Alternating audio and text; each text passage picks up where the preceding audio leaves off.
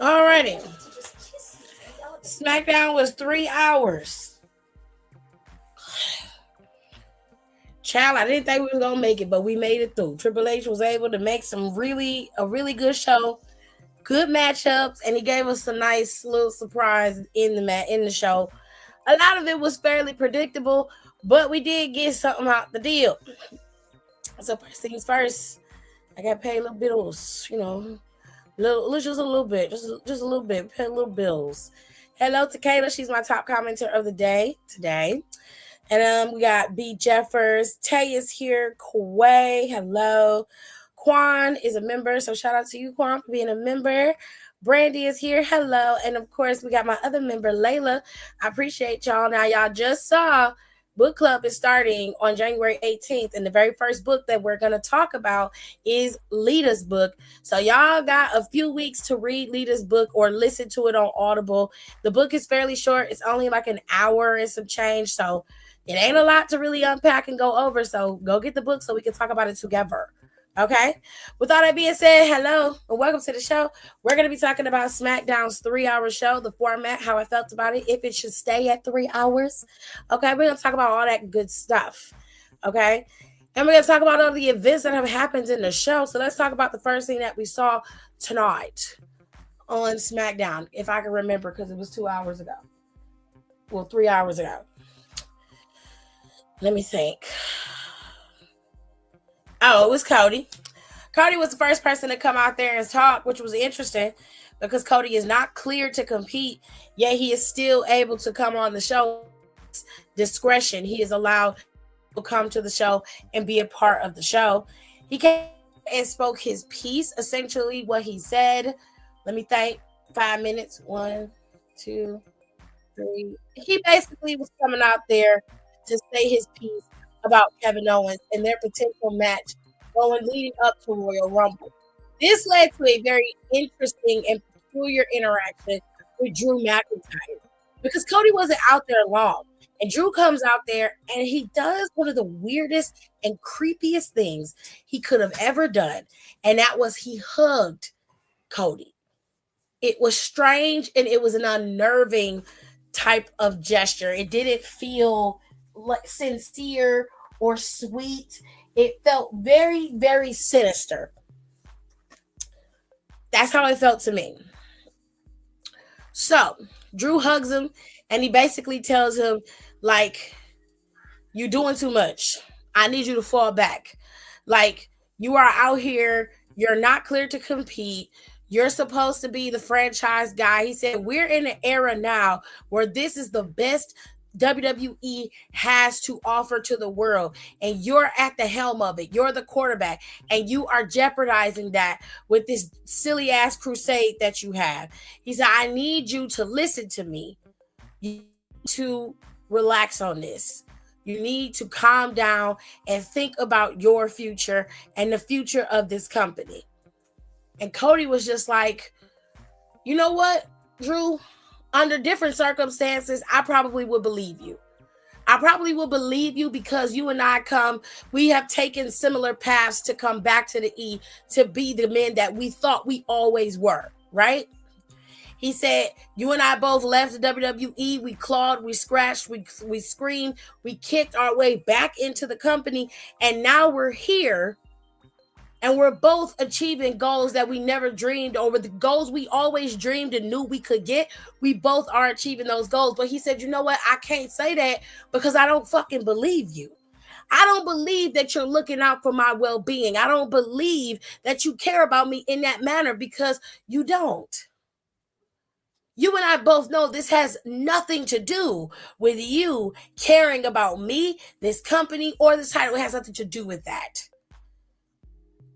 So why don't you just tell me what this is really about? Do you want to crack at my championship? Is that what this is? Are you trying to get in so you can stake your claim to the title? Because I could give it to you right now. You want a shot? Let's go. He walked around Cody and said nothing other than he needed to watch his back and that he was not there to hurt him, that he wasn't there to attack him. It isn't about championships with him. And then Kevin attacked him. What's telling about this is that, number one, Drew said that Cody wasn't on his list. Because Cody did team with Roman. So technically, Cody did exactly what Jay, Jimmy, and Sammy did. Okay? If we call a spade a spade. But Cody made it very clear that he and Roman are not cool. He made it very clear that this was an enemy of my enemy is not my friend, but some ass with for right now. You and I still got unfinished business, but for right now, I'm gonna help you whoop his ass because he keep whooping my ass. That was the deal.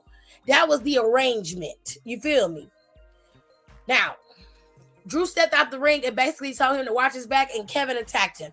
What's telling also about the situation is that Drew McIntyre's ass stood there while Kevin attacked him, and it looked very coordinated, like the two of them were working together. Monday is about to be a fucking doozy, okay? So all I'm gonna tell y'all is to prepare yourself, because if this got to be the main event with the way that they're building it, okay? They said a few weeks back that it was gonna be Seth and that Seth and CM Punk were gonna close out the show, but they are not. It's gonna be the Tribal Combat that closes out the show. Mark my words, every person that you saw in the ring today, including Drew McIntyre, they're all going to show up on Monday Night Raw, and they're all going to be a part of this Tribal Chief shit that they got on, this Tribal Combat match. I'll even do you an even bigger solid. I promise you that Kevin Owens and them are going to show up over there too, because they got to have something going on, and people got to be interested in watching Smackdown, since Smackdown isn't over there on Netflix. So they're going to use everybody. Raw is going to be an all hands on deck moment. I'm telling y'all right now. Okay? I am telling y'all.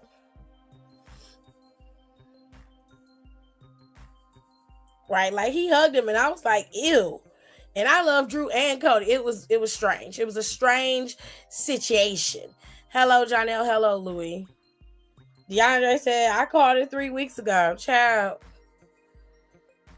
This is gonna be a monster show. Well, let's get into the nitty-gritty. First match of the night went to Andrade and Shinsuke Nakamura. It was a decent match between the two men, but one fatal move during the match cost Andrade the whole match. He ended up busting his face on the ring post. Got taken down, and suffered a king shot to the back of the neck. And that was it for Andrade. He was gone 1, 2, 3, and Andrade was down. I personally feel like Shinsuke, hold on, y'all. Hold on.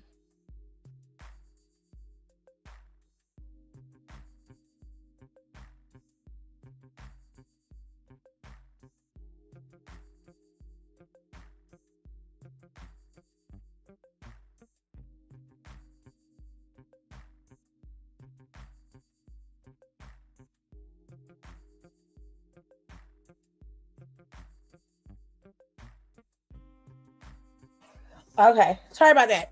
I personally feel like Shinsuke should have lost this match rather than having Andrade suffer the loss. I really wish that Shinsuke would have lost, but he didn't. He also ended up getting attacked by LA Knight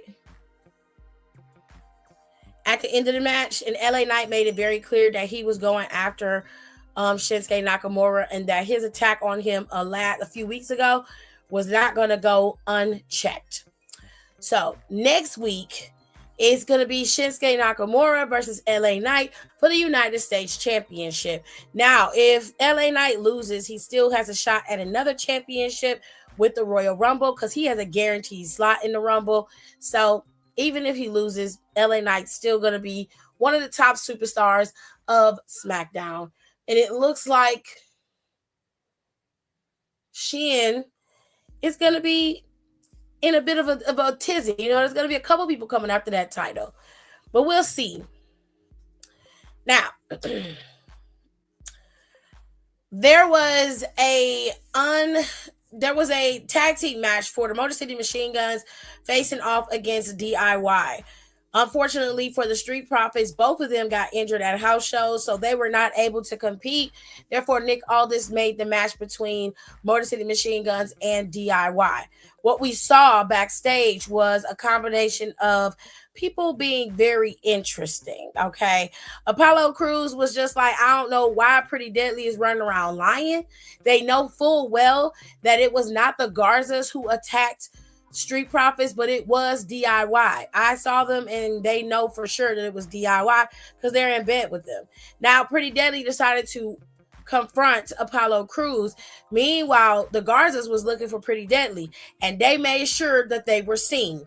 Now, you have to take note of this little confrontation because it will come back to play in this feud between DIY and Motor City Machine Guns during their match. Because the Garzas chased after Pretty Deadly and was trying to take them down. Nick Aldis separated the two teams and basically told Legado del Fantasma to stand down. Now, he talked to Pretty Deadly and basically accused them of lying, and DIY came to their aid, which to me would cause me great pause as a GM, because I would be like, well, if they didn't see the Garzas, then who was it? Well, I'm just saying I trust them. Oh, well, why do you trust them? What are you trusting them for? You trusting them does nothing but lead me to believe that you two teams are in cahoots with each other and that you know something that they know, and y'all both is running around here trying to cover up some shit. At least that's what I would be saying. But you know what? Nick Aldis was basically like, y'all both are treading on really thin ice. So I suggest whatever the fuck y'all trying to do, you need to just handle your business and move on because you're treading on thin ice. So tread lightly, bitch. Just tread lightly. Personally, I would have told him, your ass is going to be fired.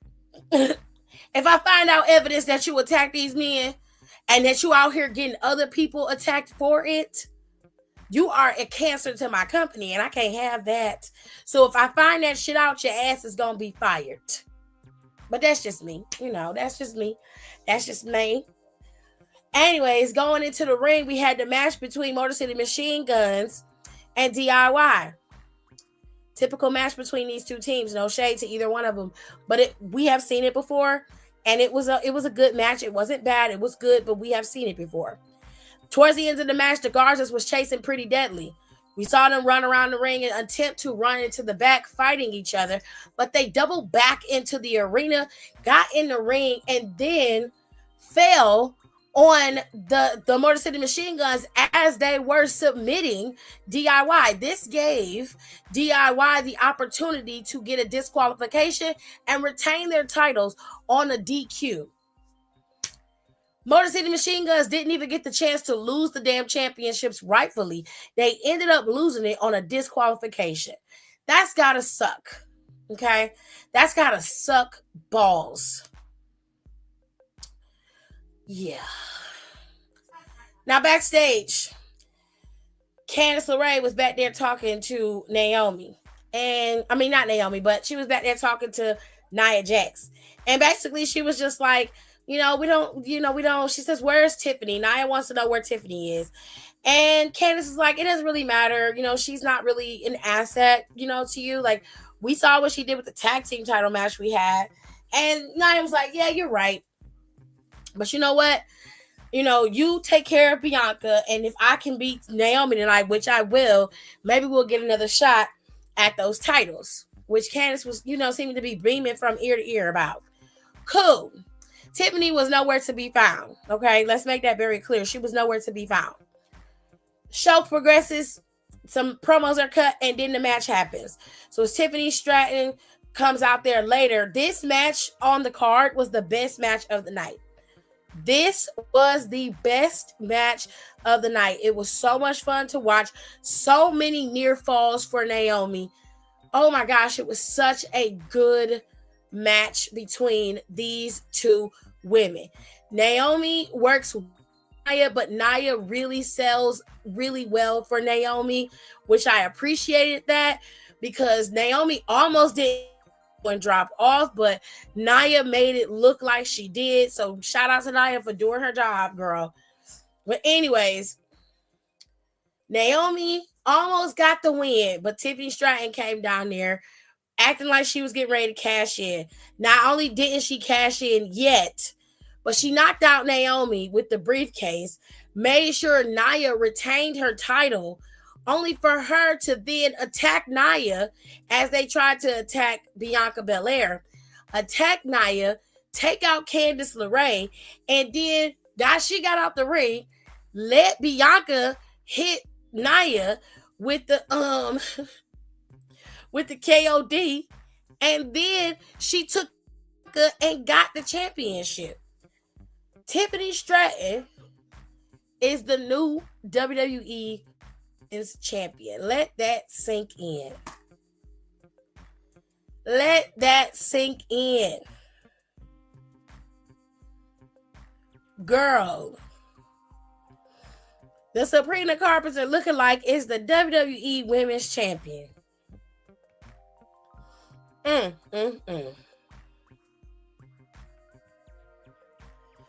Their chemistry is so great. Oh my God. Nia's trust with Naomi is evident. 10s all around. He swerved us. That was a smart cash in. She cashed in on Nia Jax instead of not Naomi winning, and then she cashing in on Naomi. I honestly and respectfully can appreciate that. I'm not the biggest fan of Tiffany Stratton. I do like why her wrestling is good. She is not a bad wrestler. She is good in the ring, but she's not my cup of tea. In terms of wrestlers, however, she did have the money in the bank. I assumed she was gonna win. It is what it is. I'm just glad she didn't beat Naomi for the championship. That's it. That's all.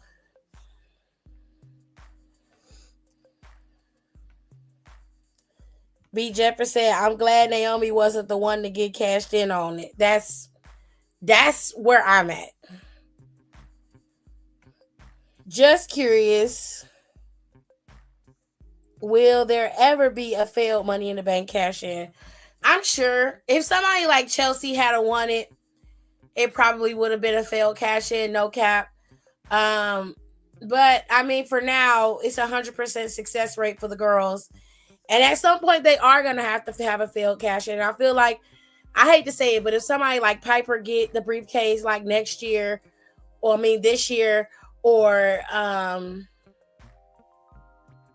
like somebody like that I feel like they would definitely get a failed cash in, Do you prefer her or Liv Morgan? Honestly, I like Liv. I don't have a problem with Liv. I just don't care for what she's doing right now. So Liv is cool. I don't really necessarily have a problem. Well, I do. I don't really Tiffany Stratton. I've never been a fan of Tiffany Stratton, but I do respect the hustle and I do respect the game. And the girl is, she definitely puts in enough work when she's wrestling to be respected for it. So that part I give her. Everything else, it is what it is. But if I had to choose between her and Liv Morgan, I have to say both of them are so different. You really can't compare the two of them, or even I don't really have to choose between the two of them. I can bear watching both of them in the ring. That's not an issue. Um, but if gun to my choose, I would pick Liv Morgan. Liv Morgan to me is more entertaining on the promo wise and on in a wrestling front. I find that I enjoy Liv Morgan's matches just a little bit better than Sabrina Carpenter looking like number one over here. So yeah, she's a babyface now. Who are you talking about? Who are you talking about? I think they will do it like they do the men's, and a major woman star will fail, just like John Cena was the first to fail for the men. I don't know. To be honest, it don't really matter. Fair. But she is the champ now. She is your champion. Michin went up against Piper Niven tonight, and she did beat Piper. And that's pretty much it for the matches. Promos cut. Paul Heyman came out there and cut a massive promo on Solo and them. And basically what he said was that Solo stole the Ulafala out of Roman's bag. And then he put it on himself, which he had no right to do. And he's been masquerading as a tribal chief, and he had no clearance to do so. He was making decisions without the tribal chief, despite the fact that he was chosen to take over when Roman decided to pass down the moniker. He had not done that yet. So he wasn't giving up his status or place in the family as the tribal chief. Solo just took it from him. And then he found some people that will follow him and treat him like a tribal chief. And there you have it. So basically what he's saying is tribal combat will decide who is the real tribal chief. And there's nothing that anybody can do about it. Solo came out there and basically told Paul Heyman that if he loses and Roman is champ, then Roman is becoming a tribal chief, then he has the right to bestow the Ulafala on Roman Reigns. He is saying that I will basically accept the parameters of this fight, and you can do what is necessary. You have the right to bestow this upon him. Cool. But he says if Roman loses, and when Roman loses, Roman is no longer the tribal chief. That means I'm the tribal chief, and that means you are my property. You will be my forever wise man, and you're gonna put that Ulafala on me, and you're gonna follow me, and you're gonna do everything that I tell you to do, and what you're supposed to do as my wise man. And fucking Pauline was so damn stunned, child. So stunned that he just basically dropped his mic in the ring and left and walked away. Now, the show progressed. Like I said, it was some matches and stuff in between there. But we saw a few things that I always tell you, pay attention to foreshadowing. Okay? Because Sammy was in the back, and of course, Carmelo Hayes approached him. And that's when Carmelo basically was like, you and your boy Braun Strowman getting on my nerves. Y'all know I had you beat for that match. And Sammy was like, no, I know what happened. Like, your ass ran when I almost took you out with my haluva kick. He was like, that's not what happened. Like, you know exactly what happened. Like, your boy Strowman. I was like, Strowman was out there for you. He wasn't out there because of Sammy. He was out there because of you and your bullshit. Now, as Carmelo was trying to chin check Sami Zayn, The Usos walked up and was like, "Do we have a problem?" And Carmelo's stupid ass had no idea who was standing there. He was like, "Nah, we good," thinking that they was on his side. They went over to Sammy like, "Nah, like you didn't hear me, bro. Do we have a problem?" That's when he backed off. Now, as the Usos were walking, you saw Jay walking, and that's when Kevin Owens literally bumped into to Jay. And Jay basically was like, "You need to watch where you're going, Oos." And he was like, "You need to watch your back." He was very calm. It's very eerie. I don't like it. These two are saying the same language, speaking the same rhetoric, Drew and Kevin, and nobody's paying attention to it. I am telling you that this is going to lead to something. This is off. This isn't right. I don't like it. It stank. Something is funky around her. Okay? It's real funky around her.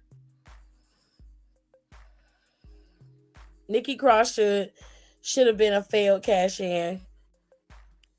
Well, she wasn't. So it is what it is, babe. Tiffany Stratton. That is yet to be seen of her being a babyface. So I wouldn't get my hopes up. Final match of the night was a 6-man tag team match between the original Bloodline and the New Bloodline. New Bloodline won. Drew McIntyre interfered. Okay.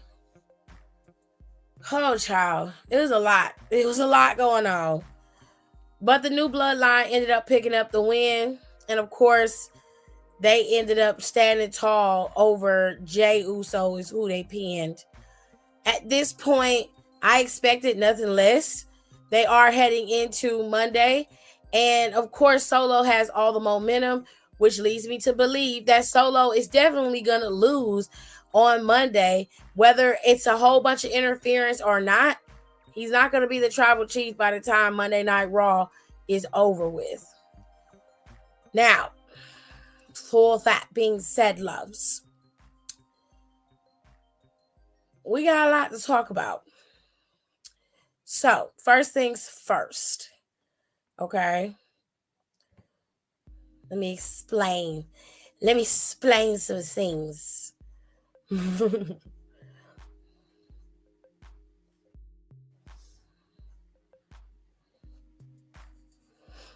Hold on. So, first thing I want to tell y'all is that according to PW Insider, before y'all hit the ceiling, let me make sure I can show y'all what I'm talking about. Because I don't want nobody yelling at me and telling me I'm wrong and we're going to do this right. Well, all right. All right. Let's control. Okay. So according to PW Insider, it has confirmed that the Royal Rumble in 2026 will broadcast live from none other than Saudi Arabia. So one of the big 5 is going to Saudi, and it is Royal Rumble, which is very, very interesting. Now, they've had other PLEs that were branded over there, okay? But this next year in 2026, the Royal Rumble will go to Saudi. I don't usually go to the PLEs like that, so I'm not really concerned with that. I also got something else about Netflix and Raw.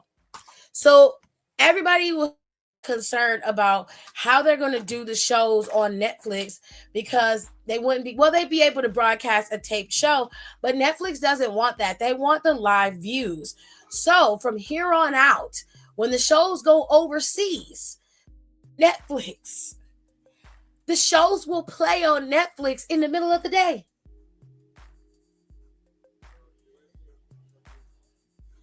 So instead of Monday Night Raw playing for us here in the States at 8 o'clock, it'll play for us here in the States in the middle of the day, like we were watching a Saudi show. So we would be watching Monday Night Raw at like 1 o'clock in the afternoon on a Monday. And then a lot of people would be watching it in the replay. Fun times. They're going to go live completely with this show. And yeah, it's going to be just like watching the Saudi show. 1 o'clock in the afternoon on a Monday. They're going to be overseas because they do have an overseas show. They're going to be going to London, I think, very soon. They got a whole overseas tour happening. And during those tours, if they have to do live shows from there, whether if it's a Monday Night Raw type of show, they are going to do it live on Netflix. There is not going to be any taped content for Netflix, at least for now. So I don't know how they're going to work this out when it comes to the holidays and them doing shows for the holidays, because the superstars usually get a massive break with the taped content. That may not be the case. They may have to work something out with Netflix, or they may be broadcasting stuff. I don't know. Hopefully they get to work that out, because that was a big thing that superstars got to have a massive break during the months of, November and December. That was a big, big thing. But yes, those are the two things I wanted to let you know. Those are the two things that I found out. And those are the things that you guys need to know. Because once they start broadcasting live from Netflix, this is going to change. And speaking of broadcasting live from Netflix, there is some new content up there on Netflix. Right now, they have the Raw Vault. The Raw Vault allows them to show you Raws from the past, and they are slowly but surely uploading all the Raws to Netflix. And I guess Peacock isn't mad because they keep all the PLEs and shit, but it is what it is. So that's going to take some time for them to get the Raws up there. A lot of y'all seem to be very much in your feelings, like everything is instantaneous, when you know that that's not how this works.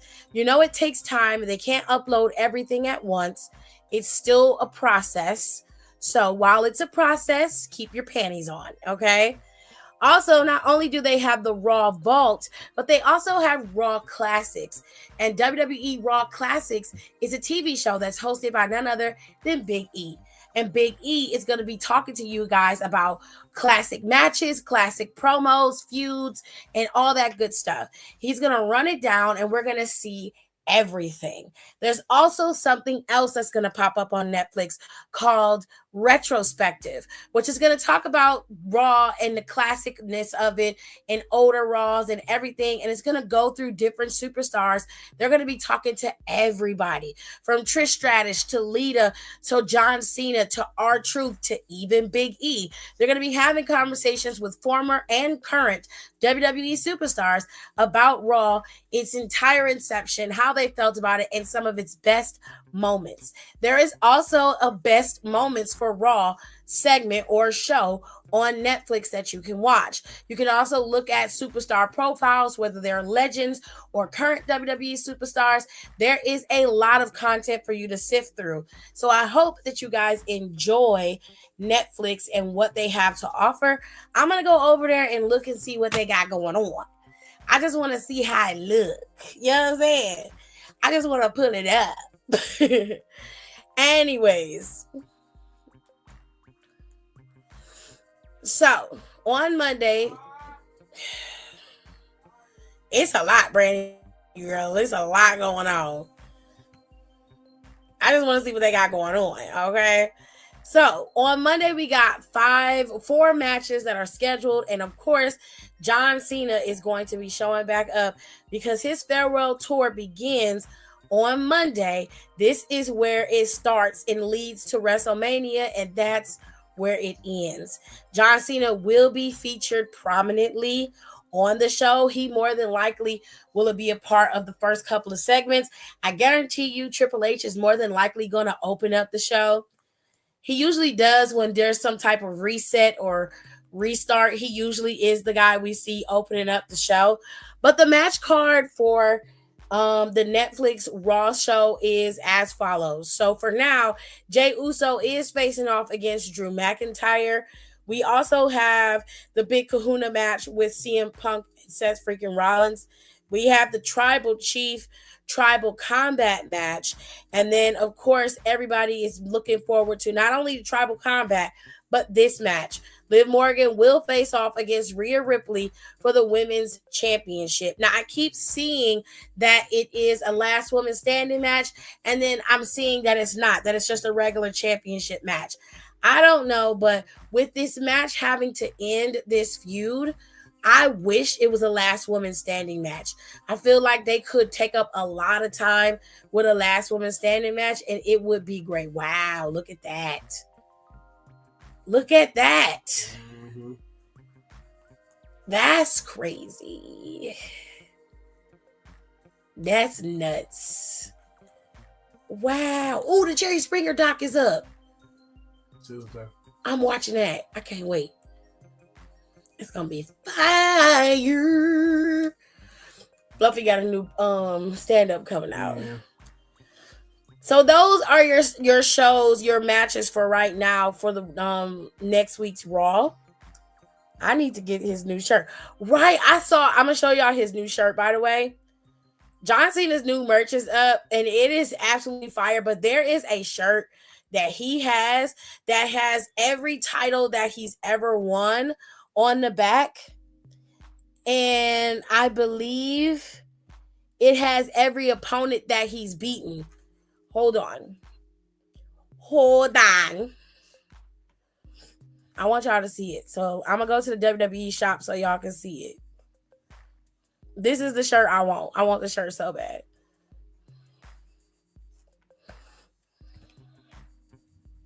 Let me see if they give me a single. Yeah, they do. Yeah, this is everybody he beat. Oh, it was in the city that he won it in. Wait, I can't see. Yeah, it is. It's the city he won it in and the date that he won it, which I think is really fucking cool. 13-time champion, 5-time US champ, 3-time world heavyweight champion, 2-time tag team champion, 2-time world tag team champion. Johnny Boy's been busy.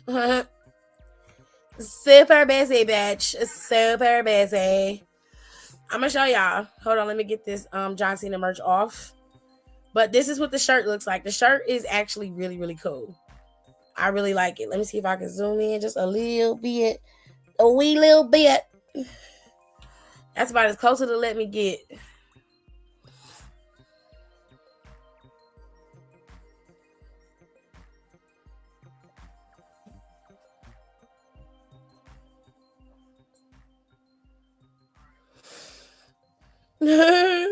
It's being blocked by the banger you have up. I took it down. I took it down. I'm gonna get it. I'm gonna get the shirt. I really want the shirt. I really do. But anyways, John Cena is gonna be showing up, guys. So you know it's gonna be a lot going on with John Cena. John Cena could have a fight, a match with just about anybody, and he could end up getting back in the sack, with CM Punk. He had a stint with CM Punk at one point, so it's interesting. It's gonna be very, very interesting. But John Cena's merch is up. It's all blue. It's beautiful, and this title is absolutely gorgeous. I want to get one of his titles, but they are so expensive. They're so fucking pricey. Now, Jey Uso has a goal for 2025. He wants to be world champion, and he put it on his stories that he's going to be world champ in 2025. I don't know how he going to pry that belt from Walter's hands, baby. But apparently he wants to be champ, and he's going to be. Now, personally, if he wins Money in the Bank, that's how it keep possible. You feel what I'm saying? Put it in the atmosphere. Manifest it, babe. Do that.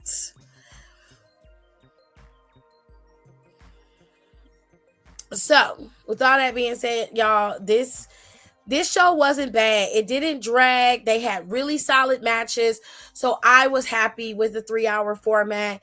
Doesn't mean it's going to stay that way. It just means that I was happy with the 3 hour format for tonight. So for tonight, they did a good job, even though they ran some matches back that we've already seen. The matches were good and they held my attention.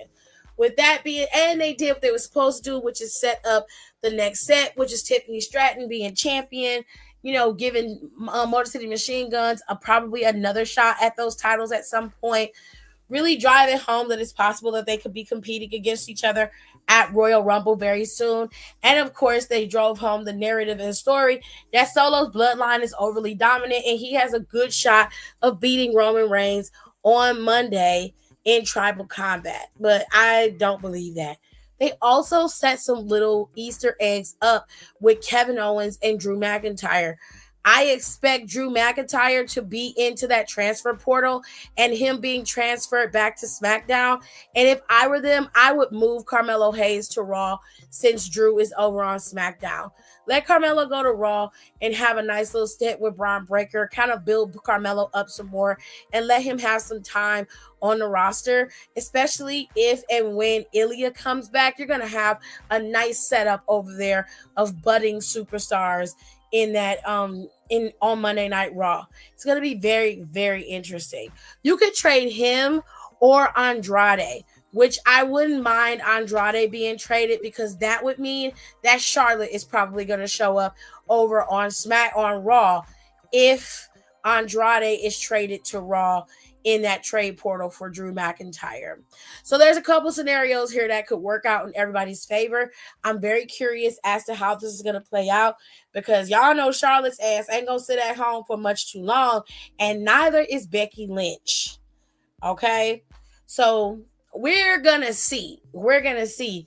If Seth and Becky stay on Raw, they more than likely won't port Charlotte over there because it'll be overload. And they'll probably keep Charlotte over on SmackDown, which if they do, Tiffany Stratton is in trouble. Tiffany Stratton is in trouble if they port her and bring her back to SmackDown. Tiffany Stratton ain't gonna be champion for long. I can pretty much put money on that. Okay. Anywhoosies, that was it. That's all. 44 minutes is all it took for me to tell y'all what was happening in the show.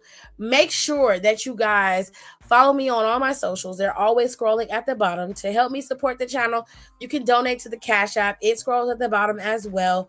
Or you can always sign up to be a member and take part in our membership. And you guys can see some of the older lives that I used to keep up. And you'll see the new content because we are going to be doing Wrestling Book Club. And in the Wrestling Book Club, the very first book we're going to read is Lead Us. It's the shortest book that I found. This is going to be for members only until the members allow it to be posted for you guys. We're going to be doing this Wrestling Book Club on January 18th. This particular video is just going to gauge how I can go over the book and let you guys see if you like my breakdown of the book and if we want to talk about it together, we definitely can. But yeah, that's what we're going to be doing on January 18th is Wrestling Book Club. You need to sign up, subscribe to the channel to get a part of that. Or if you want to be a part of the very first episode of Wrestling Book Club, you need to become a member. Memberships are very, very cheap, 99 cents to $2.99, because I'm not offering you anything extravagant. We're just talking and conversing, and you guys are getting that content exclusively. With all that being said, Becky's book will be up next, so make sure you guys prep and prepare for that. And I will see you guys Monday for the very first Raw on Netflix. It's a very exciting time here, ladies and gentlemen. Very exciting time. Raw is on Netflix, and we are being fed because not only are we going to get Raw on Netflix, New Year's Evil is also next week, and of course we'll get our regularly scheduled programming with Smackdown. So we're going to have a fun time next week. All right, there's another Saturday night main event this year. It is going to be on January 25th. They're going to be in San Antonio, Texas. Now I don't know how they're going to book that because we ain't got that far. We got about 2 weeks until Saturday night main event. So for now, we are good. You know what I'm saying? But you guys, go and get your Raw subscriptions. Go get your Netflix subscriptions. Y'all get y'all shit together so you can make sure that you are a part of the fam when we are sitting here watching Raw and enjoying Raw on Netflix, okay? You got to go get your subscription. You can get the cheapest one for now. You don't need the one that's unlimited and all that extra shit. Get the cheapest one that got commercials because you don't need all that extra shit. You already watch regular TV with commercials, bitch. So get that one and you will be fine and you'll be able to watch the show no problem. I hope y'all enjoyed this breakdown of Smackdown, and I will see you guys on Monday after Raw. Love yous. Bye. If you don't wanna see me,